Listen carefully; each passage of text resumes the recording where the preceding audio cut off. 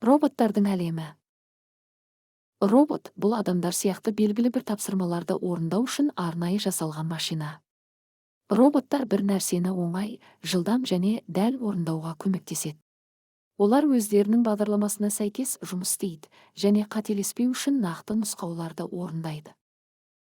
Зауыттарда машиналарды құрастырады, автокөліктерді жинайды. Мысалы, көліктердің бөлшектерін дәнекерлеу немесе бояу кезінде роботтар жиі қолданылады. Медицинада роботтар дәрігерлерге көмектеседі. Мысалы, күрделі ота жасау кезінде роботтар адамның қолына қарағанда дәлірек жұмыс істейді. Кейбір роботтар дәрілерді үлестіреді, науқастарды қарап, жедел жәрдем шақыра алады. Үйде роботтар шаң сорғыш, ыдыс жуғыш сияқты көмекші ретінде жұмыс істейді. Олар үй тазалау немесе еден жуу секілді жұмыстарды атқарады. Егін егу, өнім жинау және суару жұмыстарында роботтар орындай алады. Мысалы, үлкен фермада өнім жинауға роботтарды пайдалану жұмыс уақытын үнемдейді. Ғарышқа ұшып барып, Марс сияқты ғаламшарларды зерттейтін роботтар бар.